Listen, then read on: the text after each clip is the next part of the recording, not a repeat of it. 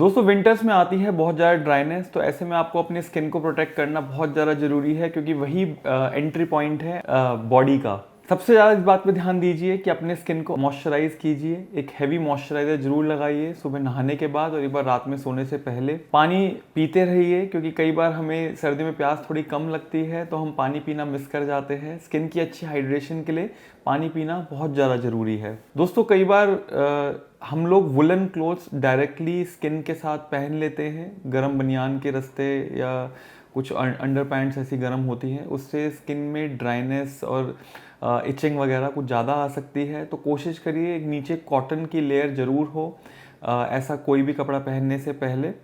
और अगर आपको कुछ भी स्किन रिलेटेड इशू हो तो उसे बढ़ने ना दीजिए। कई बार हम क्या करते हैं कि उस जगह पे खुजली करते रहते हैं, उससे प्रॉब्लम ये होती है कि वहाँ पे खुजली के निशान पड़ जाते हैं जो आराम से नहीं जाते। ऐसे में अपने स्किन स्पेशलिस्ट के टच में रहिए और अपना इलाज लीजिए। सर्दियों के बढ़ने की वजह से जो ओल्ड एज पेशेंट्स हैं, जिनकी उम्र 50 से ज़्यादा है, जिनको पहले से आर्थराइटिस है या आर्थराइटिस हो रही है, इनिशियली स्टार्टिंग है, या जो ऑपरेशन करा चुके हैं, उन लोगों के लिए परेशानियां बढ़ रही हैं। उन लोगों को घर में रहते हुए घर के टेम्परेचर को मेंटेन करना पड़ेगा।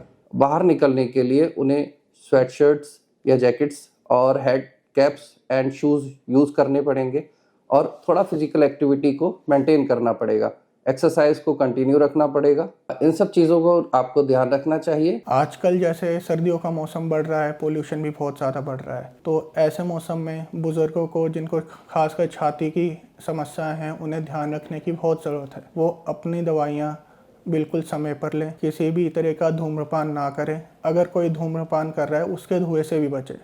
चूल्हे के धुएं से बचना भी बड़ा ज़रूरी है इसमें। अगर किसी को भी ऐसी दिक्कत होती है, अपने आसपास के डॉक्टर को दिखाएं या किसी स्पेशलिस्ट को दिखाएं। ऐसे में बाकी बीमारियां जो होती हैं छाती की, वो भी बढ़ सकती हैं, तो ऐसे में उनका ध्यान रखना भी ज़रूरी है। अगर आप बाहर कहीं भी जाते हैं तो मास्क का उपयोग ज़रूर करें। अपने सर को भी ढक के रहें ताकि आपको ठंड ना लगे। तो किसी भी लक्षण को छाती का अवॉइड ना करें, उसकी जांच ज़रूर करवाएं, किसी डॉक्टर को ज़रूर दिखाएं। सर्दी में होने वाली आम समस्याएं जैसे कि नाक का बंद होना, नाक से पानी आना, सर्दी, जुखाम, खांसी होना, आवाज़ बदलना, गले में दर्द होना, खराश होना, ये सब बीमारियों से कुछ साधारण और आसान प्रिकॉशंस लेके हम बच सकते हैं। बाहर जाते समय हमेशा टोपी और मफलर का प्रयोग करें। खांसते समय अपने मुंह पर हैंकी या कपड़ा रखें। खूब सारा पानी पिएं। गर्म पानी का सुबह के वक्त सेवन करें। अच्छी डाइट लें और बाहर स्मोग के टाइम, जैसे कि फॉग के टाइम, सुबह के वक्त जाने में परहेज करें। इन सब परहेजों से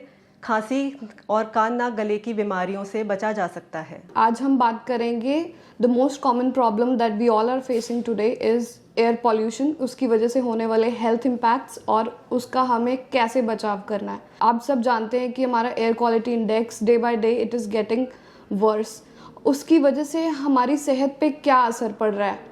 मोस्ट कॉमनली हमें जो प्रॉब्लम्स आ रही हैं इस टाइम है ब्रीदिंग प्रॉब्लम्स, जैसे कि गले में इरिटेशन होना, सांस लेने में दिक्कत, नज़ला, बलगम, ये सारी प्रॉब्लम्स बहुत ज़्यादा आ रही हैं। जिन पेशेंट्स को ऑलरेडी लंग प्रॉब्लम्स हैं उनकी प्रॉब्लम्स और बढ़ रही हैं, जैसे कि asthmatic patients, specially in children and the people of older age group, they need to be protected more. And इसकी वजह से और प्रॉब्लम्स हैं जैसे कि eye irritation, watering in the eyes and redness of the eyes. Skin की problems बड़ी ज़्यादा आ रही हैं, स्किन रैश हो रही है, स्किन ड्राई हो रही है। तो इससे हमें बचना कैसे है? मेनली सबसे पहले you have to limit your outdoor activities, यानी कि आप बाहर कम जाएं।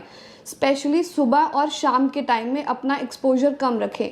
जब भी बाहर जाएं मास्क पहन के जाएं, स्पेशली N95 मास्क जो कि हमने कोविड टाइम्स पे बहुत यूज़ किया है, या फिर सिंपल सर्जिकल मास्क आप यूज़ कर सकते हैं। And thirdly stay hydrated, stay healthy. पानी ज़्यादा से ज़्यादा पिएं और अपने आप को स्वस्थ रखें। जैसे जैसे जाड़े आ रहे हैं, बच्चों की स्वास्थ्य संबंधित बातों का हमें कुछ खास ख्याल रखना होता है।